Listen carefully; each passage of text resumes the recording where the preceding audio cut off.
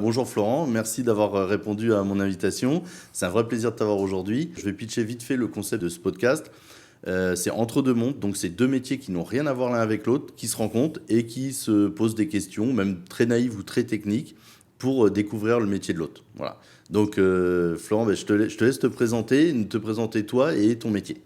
Merci. Merci pour cette présentation, pour ton invitation sur ce podcast. Ça me fait super plaisir. Et vraiment, je trouve ça génial, ce concept de partager justement deux univers qui n'ont rien à voir ensemble sur un même podcast. Écoute, moi, je m'appelle Florent, comme tu l'as dit. J'ai une agence qui est entre la France et Dubaï, qui s'appelle Cosmos. On est une agence de production de vidéos. Donc, on fait de la vidéo personal branding, de la vidéo ads pour les entreprises. On a accompagné pas mal d'entrepreneurs en France et également sur Dubaï. Et on a travaillé également dans le secteur du tourisme, notamment pour le Ritz à Paris, etc. Donc, passionné depuis tout petit par la photo, la vidéo. Aujourd'hui, j'en fais mon métier. Je vis pleinement de ma passion. Je suis heureux de pouvoir dire ça parce que, quand même, vivre de sa passion, je pense qu'il n'y a rien de plus beau, il n'y a rien de plus gratifiant. Et donc, je suis vraiment heureux d'être ici, de te partager mon expérience sur ça. Et j'ai hâte d'en savoir plus également sur toi. Pour ceux qui ne me connaissent pas, je m'appelle Thierry Adine, je suis conseiller en investissement, conseiller en gestion de patrimoine, mais conseiller en investissement, c'est un peu plus moderne, on va dire. Je suis sur Dubaï depuis 2 ans, je conseille donc mes clients qui veulent investir. J'ai plusieurs domaines de prédilection dans lesquels j'excelle parce que ça fait des années que je fais ça. Moi, ça fait 20 ans que je fais ce métier-là. Et donc, il y a des domaines que j'ai vraiment poussé très loin. L'idée, voilà, c'est d'accompagner mes clients dans leur placement. Ils ont de l'argent à placer.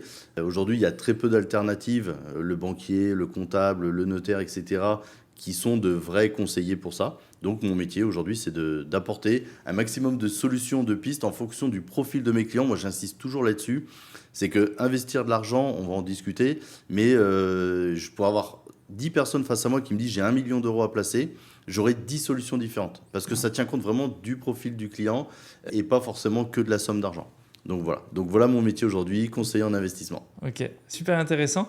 Et justement, moi, j'ai plein de questions à te poser Vas-y. là-dessus, sur ton métier. On s'est rencontrés, c'est moi qui t'ai envoyé un Ouais. message sur Instagram. Justement, j'étais curieux de ce que tu faisais sur Dubaï parce que gestionnaire de patrimoine, j'ai l'impression que c'est assez large et ça balaye pas mal de spectres au Mm. final d'activités. Est-ce que c'est que de l'immobilier? Est-ce qu'il y a vraiment que ça quand on est gestionnaire de patrimoine ou est-ce que c'est patrimoine pour autre chose déjà? Est-ce que Mm. pour moi, gestionnaire de patrimoine, pour moi, c'était que de l'immobilier, mais de ce que je comprends, il n'y a pas que ça aussi. Mm. Donc, déjà, est-ce que tu peux m'en dire plus là-dessus? Alors, en fait, ce qui est génial dans la gestion de patrimoine, c'est qu'on est obligé de savoir un maximum de choses dans un maximum de domaines. C'est-à-dire qu'un conseiller en gestion de patrimoine, il doit s'y connaître en droit, en fiscalité, en juridique, en immobilier, en financier, dans énormément de domaines, en macroéconomie, dans beaucoup de domaines. Un conseiller en gestion de patrimoine propose de l'immobilier, il propose du financier, des produits financiers, il peut proposer des produits structurés, des ETF, des AMC, et de l'equity, plein de choses. En fait, mon métier, c'est de savoir un maximum de choses, avoir un maximum de solutions pour mon client. Moi, je prends souvent l'exemple, j'adore prendre l'exemple du pharmacien ou du médecin. Le pharmacien, en fait, il vend pas de l'ibuprofène ou des pansements. Il vend des attelles, il vend des médicaments pour plein d'autres raisons, etc. En fait, c'est vraiment comprendre ce qu'a besoin la personne en face et ensuite d'aller chercher le produit totalement adapté à la personne. Donc oui, on fait de l'immobilier. Je peux vendre de l'immo sur Dubaï, en Floride, en France, partout dans le monde. On a vendu, on vend au Sri Lanka, on vend à Singapour, Ok. on vend partout dans le monde en fonction du besoin du client. Pendant des années, moi ça fait 20 ans que je fais ça, pendant des années, des fois je n'apportais que du conseil sur la fiscalité. Il n'y avait pas forcément de produit en face, c'était juste du conseil. En fait, on réorganisait la fiscalité du client. Quelqu'un me dit, j'ai une SAS à l'IS ou j'ai une SARL à l'IS, à quelle sauce je vais te manger en termes de fiscalité, etc. Ben, mon métier, c'était de décortiquer combien de temps il voulait investir, pourquoi, comment, etc. Et avec tous ces critères, tous ces paramètres, de proposer les bonnes solutions. Mais oui, même si l'immobilier et le financier restent les deux pôles les plus importants, on est obligé de connaître un maximum de choses dans beaucoup de domaines. Ok. Voilà. Ouais, donc au final, tu rentres dans le cœur pas forcément d'une entreprise, mais dans la vie d'une personne au final C'est sur ça. sa partie patrimoine. En vrai. En fait, c'est vrai que ça nécessite vraiment une vraie confiance entre le client et son conseiller. Ok. C'est un peu comme un médecin. Un médecin, quand il vous dit mettez-vous en sous-vêtements pour que je vous ausculte, c'est pas parce qu'il veut voir quelqu'un en sous-vêtements, c'est parce qu'il en a besoin. Et moi, quand je pose des questions sur d'où vient l'argent, combien de temps vous voulez investir, est-ce que vous voulez transmettre à vos enfants, protéger votre conjoint, quand je pose toutes ces questions-là, c'est pas de la curiosité évidemment de ma part, c'est que j'en ai besoin pour connaître le pourquoi du comment. Okay. Donc voilà. Donc effectivement, ça nécessite beaucoup de confiance, ce qui est assez difficile d'ailleurs parce qu'aujourd'hui, on est dans un monde où tout le monde a un peu peur de tout, on a un climat un peu anxiogène. Donc se confier à quelqu'un, un conseiller, c'est difficile parce que comme dans toute profession, on va en parler justement, mais dans toute profession, il y a des moutons noirs qui font très mal parce que chez nous, on a des Bernard Madoff, on a des gars comme ça qui ont un peu sali la réputation de certains métiers. Mais voilà, c'est pas parce qu'il y a un mauvais médecin que tous les médecins sont mauvais. Voilà. Clairement. Donc voilà. Non, moi, une question que je voulais te poser justement, parce que l'idée, c'est vraiment de découvrir aussi ton métier. Aujourd'hui, je vais te poser une question qui peut faire un peu peur. Aujourd'hui, c'est l'IA. Aujourd'hui, l'IA fait énormément de choses. Est-ce que tu n'as pas peur que demain, l'IA remplace ton métier, l'IA fasse le job à ta place ?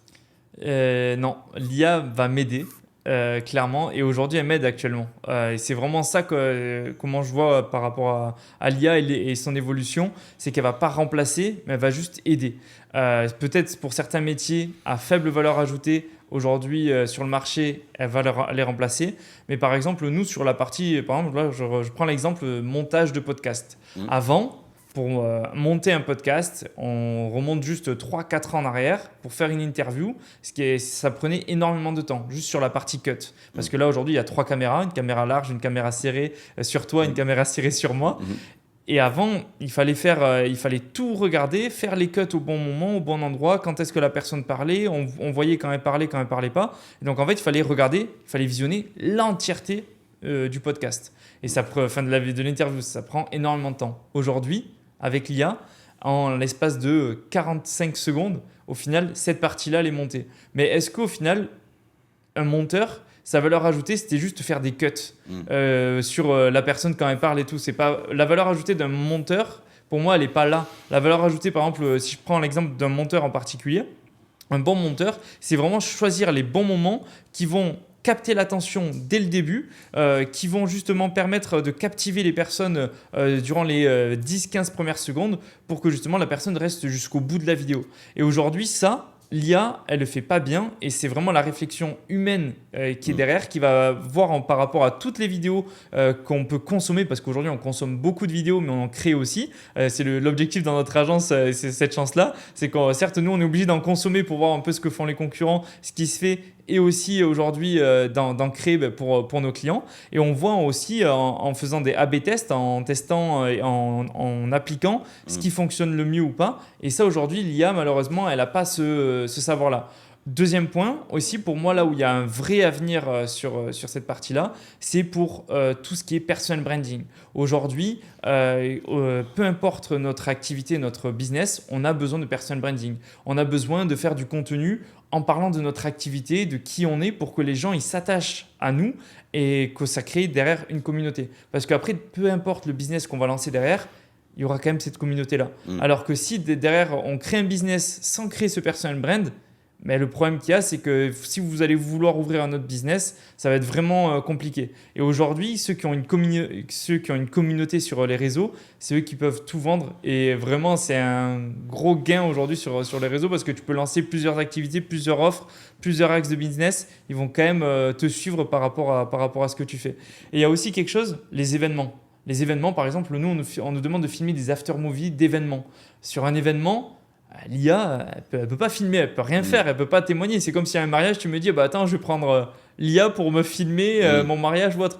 Il y a des choses comme ça où c'est impossible. Le secteur où l'IA va être irremplaçable sur la partie vidéo, c'est sur la partie mariage. Là, j'ai aucun doute là-dessus. Sur la partie événement, il y a le côté émotion. Enfin, il y a plein de choses qui sont vraiment primordiales. Il y a une partie physique en plus, la caméra, c'est ça. Okay. À partir du moment où il y a quelque chose de physique et détails et tout, mais c'est d'une grande aide l'IA sur la partie vidéo et c'est vraiment utile. Il faut le voir vraiment comme un outil. Alors justement, je rebondis sur... J'avais une question qui ressemblait un petit peu, mais parce que le public qui nous regarde, il va être très français, je pense.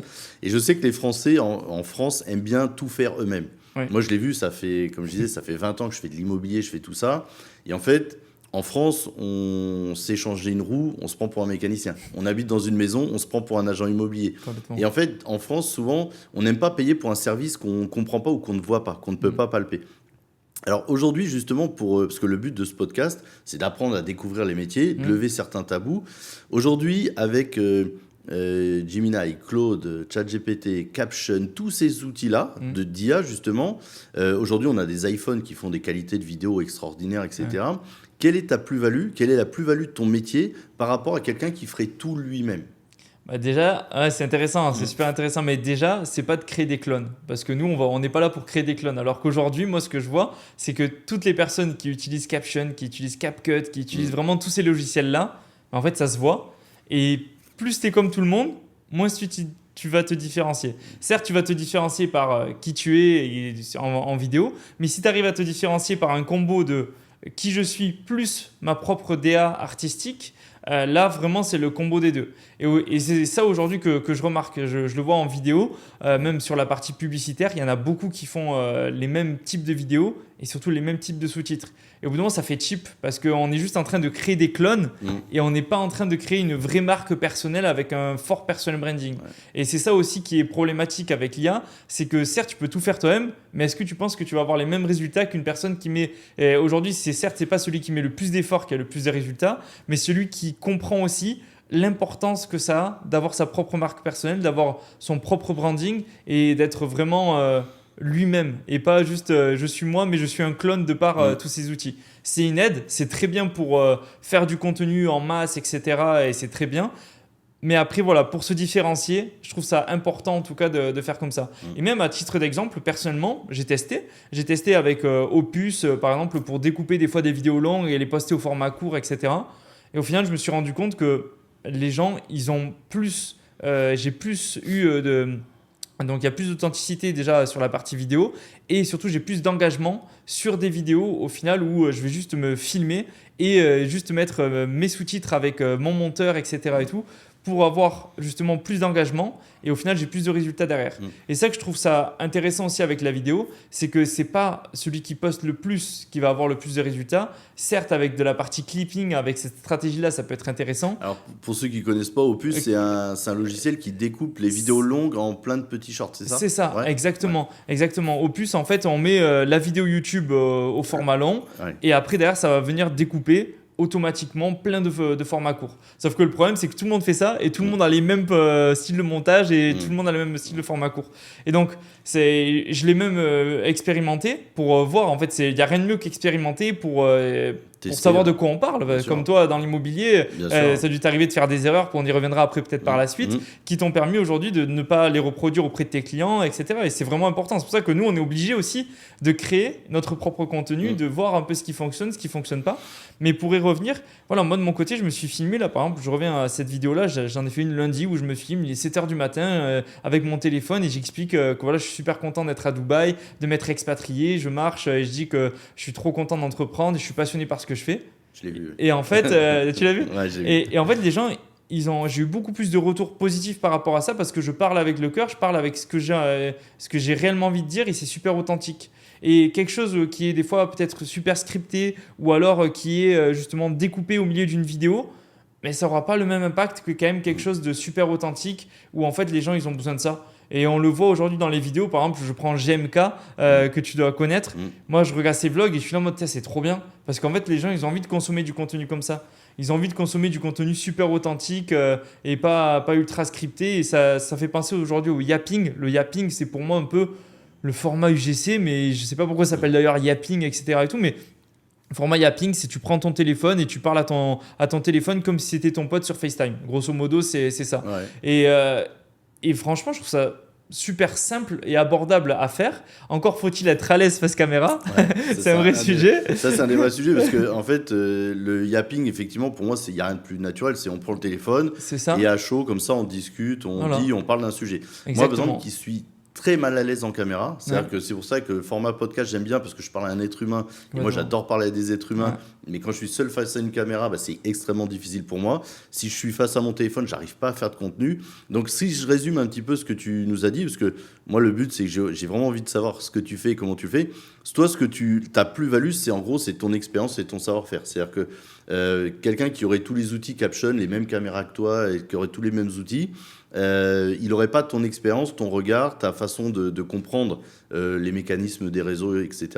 Et donc, ta plus-value, c'est ça, en gros. C'est vraiment ton expérience et ton regard, ton expertise. Ouais, exactement. En fait, ça fait depuis 10 ans que je fais de la vidéo. J'ai commencé quand j'avais 16 ans. Ça va faire depuis 3-4 ans maintenant qu'on a l'agence avec Osmos. Et vraiment, notre plus-value, elle est là. En fait, c'est surtout toute la partie en amont du tournage. Et c'est pas le jour J lors du tournage que notre plus-value, elle est là. C'est vraiment à partir de en amont du tournage, la réflexion avec toute la partie analyse concurrentielle, voir ce qui fonctionne chez les autres, ce qui ne fonctionne pas, comment nous, on peut vous différencier par rapport aux arguments marketing que vous avez par rapport à votre entreprise, comment on peut mixer en fait les deux pour vous proposer vraiment du contenu super qualitatif et qui vous correspond. Parce qu'aujourd'hui, faire du contenu pour faire du contenu, aujourd'hui, tout le monde peut le faire. Et vraiment, l'objectif, il est là de se différencier là-dessus. J'ai vu dans ton activité, ce que tu proposais, toi, c'est le script, le tournage et le montage. C'est vraiment la boucle complète, exactement, du début à la fin, que tu proposes à un client qui ne serait pas forcément de ce domaine ou qui voudrait bidouiller tout seul, en fait, avec son iPhone, etc. Vous avez le script, donc savoir ce que les gens, comment dire les choses, en fait. C'est ça, exactement.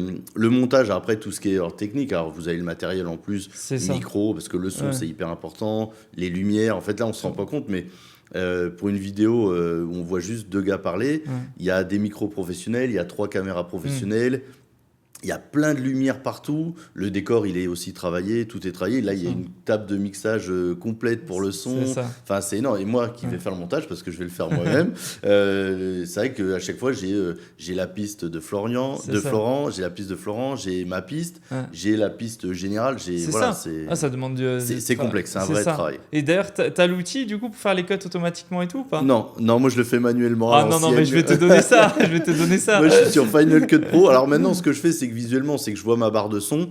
Et quand il y a des blancs, je les coupe direct. En fait, je commence par ça, je coupe dès qu'il y a des blancs, je les enlève. Après, je connais, à force de monter, je sais quand je fais des choses comme ça, je vois la forme du signal. Donc ça, je les coupe directement. Et je fais tout manuel, à l'ancienne. Et je perds un temps fou. Tu vois, ça, c'est énorme. Et tu vois, là, nous, on utilise l'IA par rapport à ça. Avec Adobe Premiere, il y a un outil, j'ai plus le nom en tête, qui permet de faire tous ces cuts automatiquement. J'imagine, parce qu'en plus, on vire les blancs, on vire les les machins ça. et tout ça. Et en plus, ça découpe automatiquement, ça sait reconnaître quand c'est moi qui parle, ça va être la caméra serrée sur moi. Quand c'est toi qui parles, ça va être la caméra serrée sur toi. Il change les plans sur la timeline. Il change les plans et tout. Ok, ça m'intéresse parce que j'ai du temps. Tu m'enverras ta facture après. non mais clairement, c'est un vrai gain de temps. C'est pour ça que je te dis, l'IA, tu vois, la valeur ajoutée. Je pense par rapport à tout ton métier et tout, au final, ta valeur ajoutée, tu vois, elle n'est pas sur ça. Et là, vraiment, l'IA, elle aide sur ça. Donc, en fait, je le vois vraiment comme un outil pour aider. C'est vraiment super utile. D'ailleurs, toi, l'IA, est-ce que tu l'utilises dans ton métier? Comment tu l'utilises d'ailleurs? Moi, je l'utilise quotidiennement pour énormément de choses. En fait, l'IA, pareil, je le vois comme un outil. Alors, l'IA, dans mon métier, moi, je fais du juridique, du fiscal, de l'investissement, du financier, etc. Je m'en méfie comme de la peste, parce qu'une fois sur deux, elle me sort des erreurs monstres. Je m'en sers pas pour ça. Je m'en sers pas pour tout ce qui est technique. Par contre, on va être clair. L'autre jour, j'avais un contrat sur un produit financier à lire.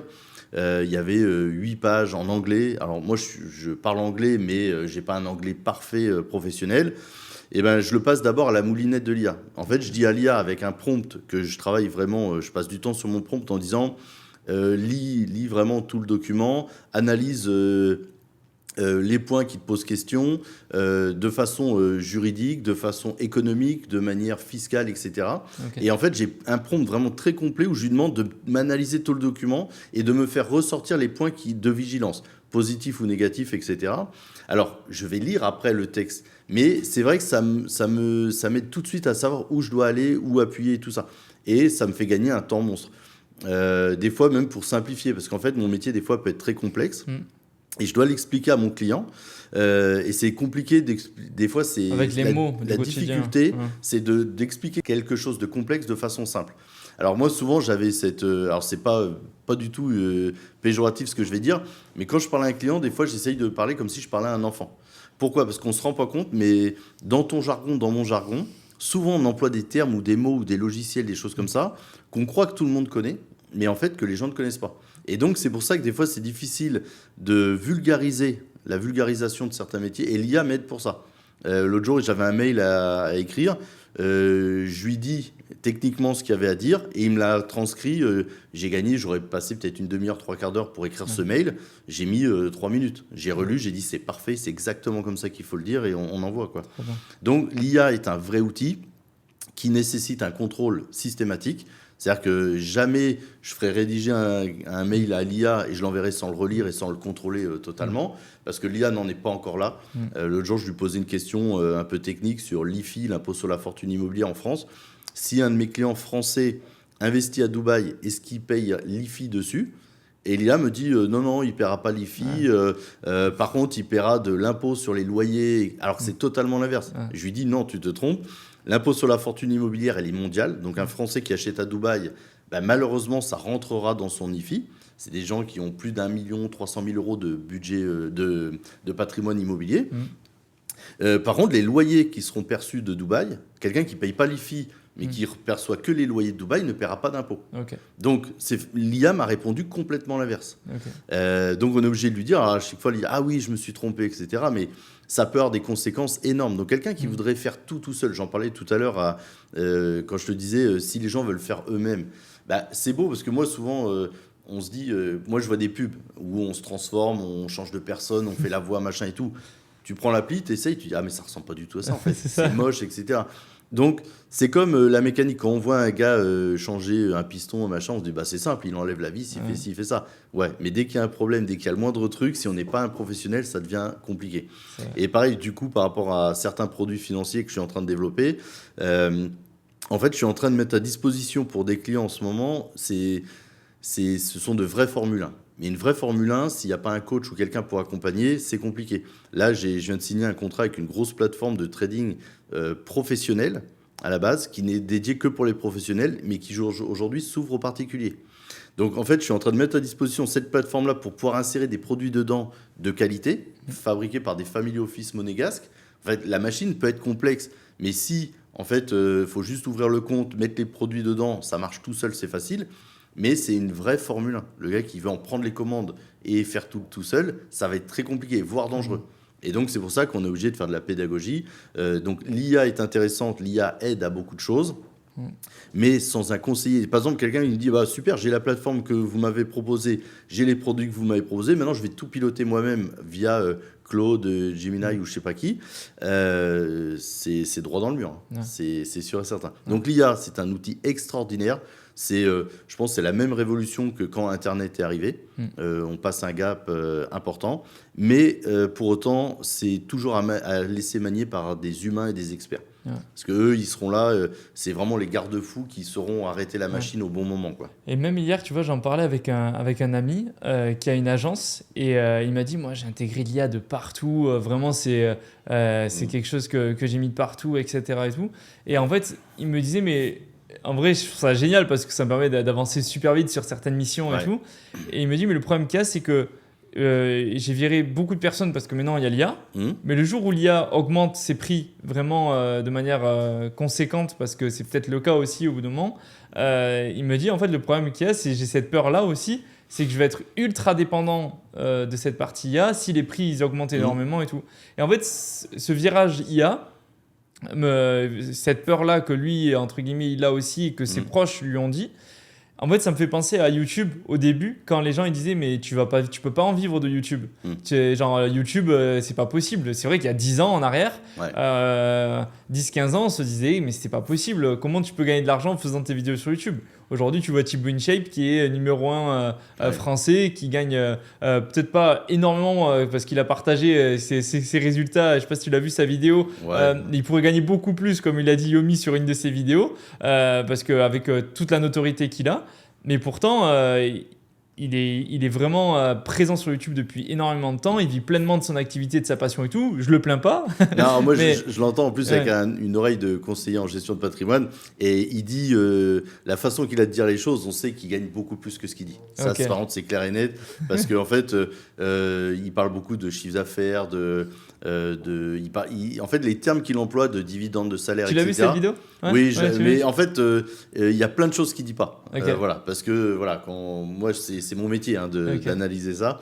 Et quand il parle, il dit ce qu'il faut dire pour que ça soit propre, lissé et tout.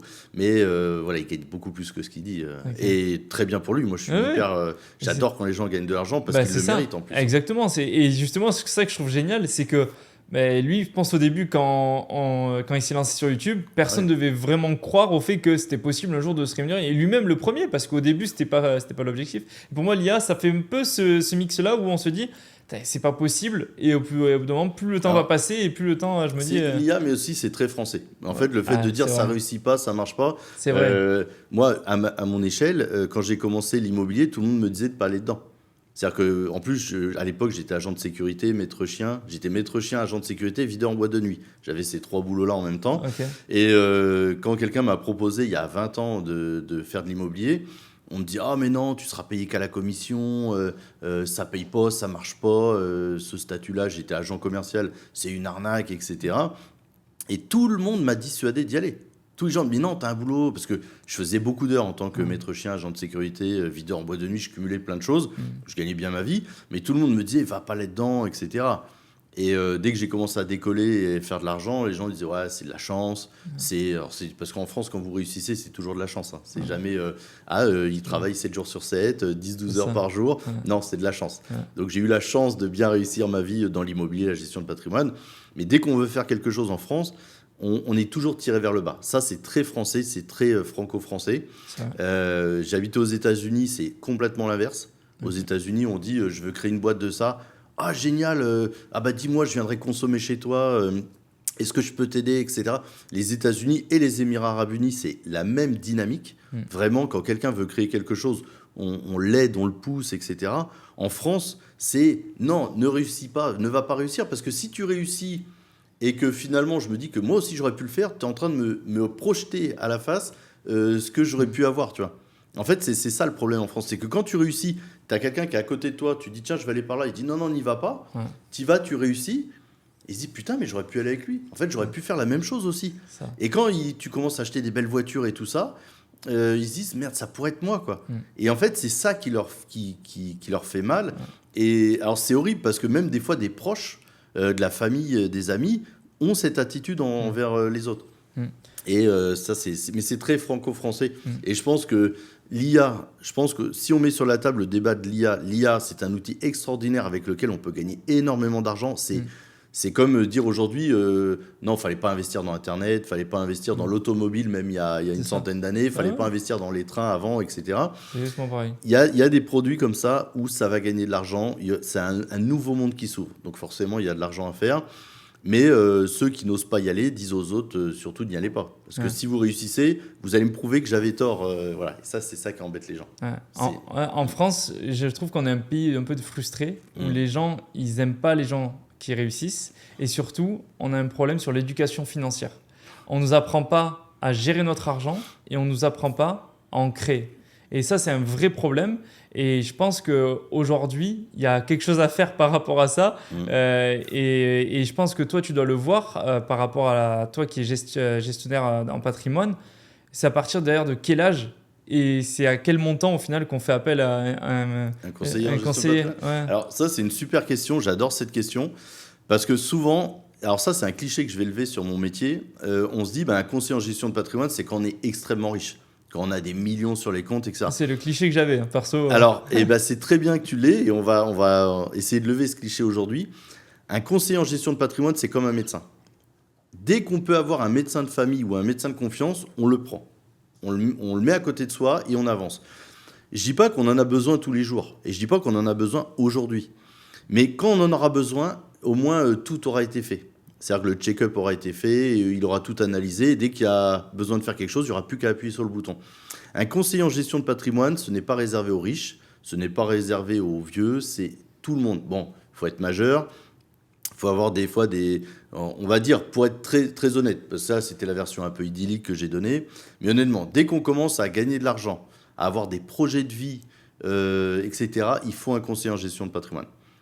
Des fois, le conseiller en gestion de patrimoine, c'est quelqu'un qu'on rencontre. Moi, souvent, j'ai des gens, j'ai été contacté l'autre jour, un jeune Il avait 20 ans, il commence à travailler, il a je sais plus, 5-7 000 euros de côté. Il m'a contacté, on a passé une demi-heure ensemble en visio, et je lui ai dit tout ce qu'il fallait mettre en place pour l'avenir. Ça lui a coûté 0, parce que moi je ne prends pas d'honoraires, je ne fais pas payer aux honoraires. Justement, je fais payer les gens, enfin je fais payer, je me rémunère quand les gens me font confiance et travaillent avec moi. C'est-à-dire quelqu'un m'appelle, on va passer une demi-heure, 1 heure, 2 heures au téléphone, ou en visio, ou en face à face, ça coûte 0, c'est gratuit. On discute. Mais si demain il me dit, bah là je vais me marier, j'ai besoin de choisir le contrat de mariage, en termes de fiscalité, je paye beaucoup d'impôts, qu'est-ce que je peux faire? J'ai un peu d'argent de côté, je voudrais l'investir dans tel ou tel domaine. Moi, je vais conseiller sur le placement. Donc la société sur laquelle on va placer va me rémunérer. Je vais toucher une commission. Souvent, en plus, la commission, elle n'est même pas aux frais du client, elle est aux frais de la boîte. C'est-à-dire que le client a besoin d'un bien immobilier qui vaut 200 000 euros. Je vais aller chercher le produit à 200 000 euros, mais s'il y allait tout seul, il vaudrait 200 000 euros aussi. Sauf que moi, la boîte, je vais dire, je vous amène un client, vous me rémunérez dessus. Ouais. L'idée, c'est que dès qu'on peut avoir un conseiller en gestion de patrimoine, il faut l'avoir. Parce que ça coûte rien de l'avoir si on fait rien. Et le jour où on en a besoin, au moins il est là, on le connaît, on a appris à se faire confiance, parce que c'est ça le plus long. C'est qu'avoir un besoin d'un conseiller en gestion de patrimoine et avoir besoin de faire des produits avec lui tout de suite, ça peut aller vite. Et la confiance, ça s'acquiert quand même avec le temps. Donc c'est bien de le rencontrer le plus tôt possible. C'est un compagnon de route qu'on garde le plus longtemps possible, et quand on en a besoin, on y va. Donc il n'y a pas de minimum, et c'est vrai que si on veut, aujourd'hui, à partir de 40-50 000 euros à placer, dès qu'on a des revenus de la fiscalité et tout, c'est bien de s'activer un petit peu pour en rencontrer un. Okay. Voilà. Okay. Mais c'est pas réservé aux ultra riches, c'est pas réservé à une certaine élite ou quoi que ce soit. C'est un mix en fait d'un comptable, d'un banquier, d'un notaire, etc., qui est avec vous et qui harmonise tous ces gens-là. Ouais, parce que je ne savais pas que la partie contrat de mariage, par exemple, c'est un spectre qui était vu. Alors, en gestion de patrimoine, on a tout ce qui est juridique, les contrats de mariage, on a tout ce qui est succession. En fait, moi, j'ai des clients, ils me disent, voilà, je commence à vieillir, j'ai ma maison, j'ai de l'argent de côté, j'ai mes enfants, je voudrais commencer à transmettre mon patrimoine, comment ça se passe, comment on évite de se faire, surtout si on habite en France, comment on évite de se faire massacrer par les impôts. Donc, en fait, moi, j'organise tout ça via de l'assurance vie, via des donations partage, via tout un système, toute une batterie d'outils que j'ai à ma disposition, que je mets en place par rapport à un profil en face de moi. Mais la gestion de patrimoine, c'est très large. Hein. Comme je te disais, on peut aller, moi, en placement, on peut aller sur les œuvres d'art, on peut aller sur les matières premières, on peut aller sur tout un tas de choses. C'est super intéressant. Super intéressant. C'est super large en termes d'activité. Il n'y a pas que vraiment l'immobilier. En fait, c'est plein d'autres choses à c'est du conseil. À voir, c'est ça qui est dur à vendre aujourd'hui, parce que les gens veulent acheter du produit. Moi, je vends du conseil. Alors on se dit oui, mais c'est pas palpable, etc. Mais la vraie valeur, elle est là. Ça fait gagner du temps et de l'argent. Ouais, parce que et des soucis si ça se passe mal, sans faire appel. De l'argent. Demain, quelqu'un veut acheter un produit sur Dubaï. Il dit je veux acheter un bien immobilier à Dubaï. Il y a des milliers de promoteurs, il y a des milliers de vendeurs. Avec des brochures magnifiques, des résidences magnifiques, des rendements complètement fous. Donc on se dit, celui-là, il est beau, il a l'air bien placé, je l'achète. Et finalement, on pensait acheter un magnifique T2 avec vue mer. On se retrouve avec un rez-de-chaussée enfumé par les pots d'échappement sur la Czech Zayed Road, quoi. Mais l'immeuble sur la brochure, il était beau. Bah oui, parce qu'il y a un vendeur qui était un très bon vendeur chez le promoteur, qui nous a vendu du rêve, et puis on a acheté ça. Alors qu'un conseiller, lui, il va analyser, parce que le conseiller, il veut garder son client le plus longtemps possible. Donc, l'objectif, c'est win-win. C'est ça. C'est que si mon client n'est pas content, il va voir ailleurs. Alors qu'un vendeur, un pur vendeur, il s'en fiche, il fait one shot. Mais comme je disais l'autre jour, c'est qu'une fois que la com elle est tombée, on a fait quelques restos, on l'a dépensé, l'argent il est plus là.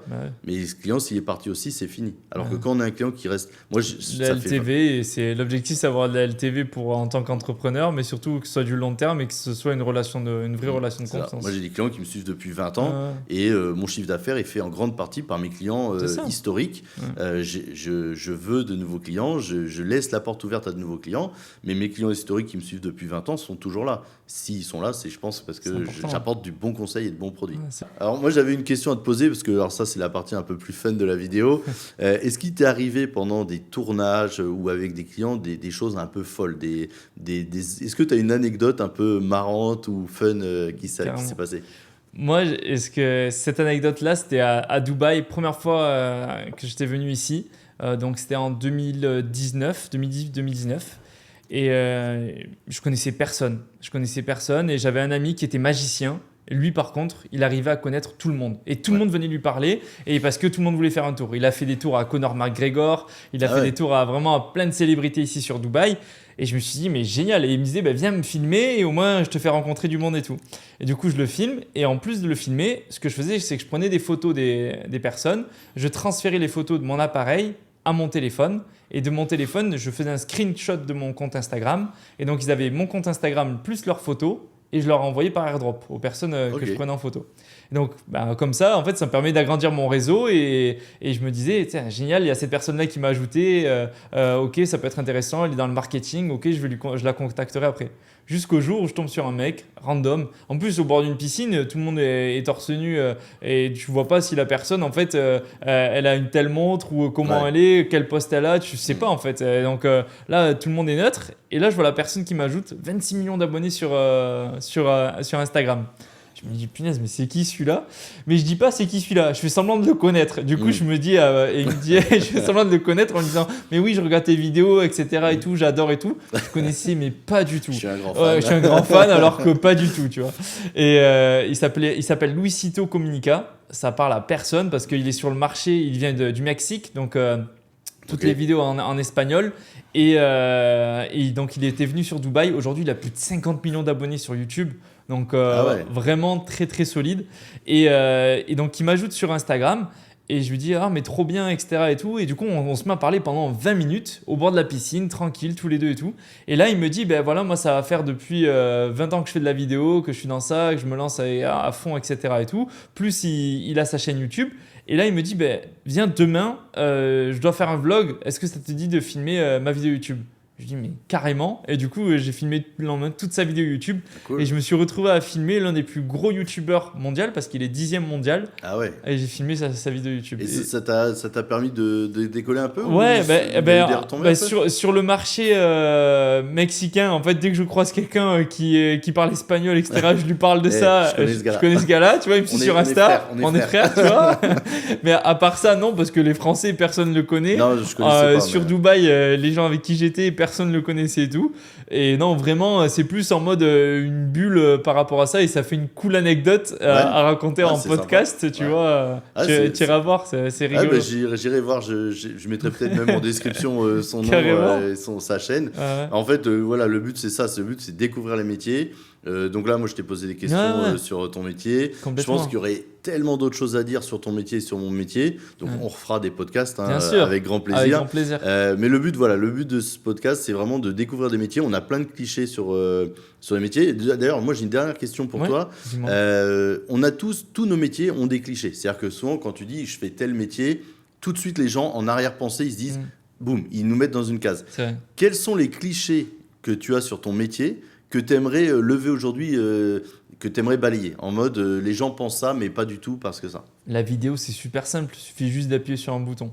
Celui-là, je l'ai entendu je sais pas combien de fois, mais pour faire une bonne vidéo, il y a vraiment toute cette partie analyse en amont de la vidéo, la partie tournage et la partie montage. Et c'est pas juste appuyer sur un bouton. Et lors de la partie tournage, il y a cette partie coaching en prise de parole pour mettre à l'aise la personne face caméra et tout. Donc ça, c'est vraiment aujourd'hui le cliché, je trouve, qu'on entend le plus, où on dit c'est simple. On simplifie vachement les métiers des personnes. Par exemple, le temps, on pourrait dire, mais ça y est, c'est juste des conseils, je peux les retrouver sur Claude ou autre. Et en fait, il y a vraiment ce côté-là où on banalise un peu les métiers, alors qu'il y a vraiment une vraie expertise parce que c'est le nombre d'années, les clients, la social proof avec cette partie clientèle qui sont là depuis longtemps, qui nous font confiance et les résultats derrière. Donc vraiment, c'est tout ce côté-là. En fait, et ça, c'est vrai, c'est que les gens souvent ne se rendent pas compte du travail monstre derrière une vidéo. Souvent, quand on voit une vidéo, peu importe quel youtubeur ou en ligne, on se dit, en fait, c'est un mec avec une caméra qui se filme. Mais ils n'ont pas notion, le micro, la lumière, le contre-jour, les réglages, tous les problèmes qui peuvent intervenir. Et ça, je parle que pour la partie technique du tournage, mais tout en amont, le scénario, le script, ce qu'il faut dire, ce qu'il ne faut pas dire, etc. Et ça, c'est un travail colossal. Pour mon métier, je vois un petit peu, je ne suis pas à ton échelle, mais je vois un petit peu comment ça fonctionne. Et c'est vrai que c'est un vrai métier. Pour avoir une maîtrise et que le rendu paraisse simple, c'est un travail colossal En fait, derrière. c'est ça. C'est ce qui est dur aujourd'hui, c'est de simplifier les choses au niveau du résultat et rendre simple quelque chose de complexe. C'est ça, c'est Vraiment, ça. c'est cette Et, partie-là. Et d'ailleurs, on invite ceux qui pensent ça, que c'est facile et tout, de le faire. Moi, souvent, j'ai eu quelques haters sur ma chaîne et ils pensent que c'est facile d'investir ou faire des vidéos. Par exemple, si on prend nos 2 métiers, ils disent ouais, mais c'est facile, il faut faire ci, il faut faire ça. J'ai envie de dire, bah, faites et montrez-nous. Parce que souvent, les gens qui critiquent ne font rien. Eux, ils sont chez eux, dans leur canapé. Très souvent. Ouais, c'est facile, c'est nul, machin. Faites-nous voir et on compare. Après, il n'y a aucun souci. Voilà. Et c'est vrai que ce que tu fais quand on voit le résultat de tes vidéos, je suis allé voir quelques vidéos sur ton Insta, ce qui paraît simple et naturel de je prends ma caméra et je fais ça, les gens n'ont pas notion. Les réglages des micros, la lumière, le contre-jour, le cadrage, le focus. Et être à l'aise face caméra, pour moi, là, c'est un sport. C'est un vrai sport. Ouais. Il faut s'entraîner tous les jours. Ça, je suis mauvais pour en parler parce que je hais ça. Ouais, je sais, mais c'est, en fait, c'est justement, il y en a qui aiment vraiment pas tel sport, telle activité, et pourtant, c'est en allant souvent, en répétant le mouvement, en faisant les choses, etc. et tout, qu'on y arrive. Moi, par exemple, je joue au golf. J'ai commencé le golf, c'est super technique, super complexe, le geste, et pourtant, c'est que de la répétition. Et plus on s'entraîne aux practices, plus on tape des balles, plus on devient bon. Et pour moi, la vidéo, je le vois exactement de la même manière. Plus on va s'entraîner à parler face caméra, plus on va devenir meilleur.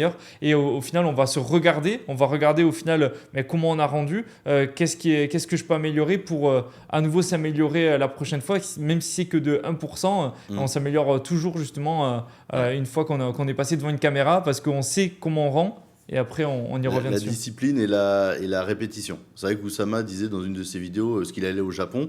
Et les Japonais, eux, sont très adeptes de ça, de la répétition. Qu'est-ce qui fait qu'ils sont bons ? C'est pas forcément qu'ils ont un talent, des fois ils ont même pas forcément de talent dans le domaine où ils sont, mais tous les jours systématiquement ils répètent. Et au bout d'un moment le mouvement devient tellement naturel que des choses très techniques, très complexes, ils les font avec une grande facilité. D'ailleurs ça a même l'air facile quand ils le font. Bah, c'est ça. Et ça, c'est les Japonais ont vraiment cette culture de la répétition. Nous les Occidentaux, les Européens, on y croit un peu moins. Nous on croit au côté un peu coup de chance, un peu feeling, un peu facile, alors qu'effectivement la rigueur et la répétition, il n'y a rien de tel. Le combo de la réussite, il est simple en soi. Ouais, c'est vraiment super ça. Simple. Merci pour ton invitation. Non, moi c'était un vrai plaisir de te recevoir. En plus, tu m'as servi de cobaye pour ce nouveau format entre deux mondes qui permet de découvrir 2 métiers. Je ne sais pas quel sera le prochain métier, mais en tout cas, j'aurai le plaisir à te recevoir et te revoir pour d'autres podcasts. Je pense qu'on a plein d'autres choses à échanger. Carrément. Et c'était un vrai plaisir. Plaisir partagé. Merci à toi. Merci beaucoup. Bonne journée. Salut. Bye. On aurait pu mettre tellement plus de valeur ajoutée dedans. Ouais. Moi, je trouve qu'on aurait pu dire tellement plus de choses.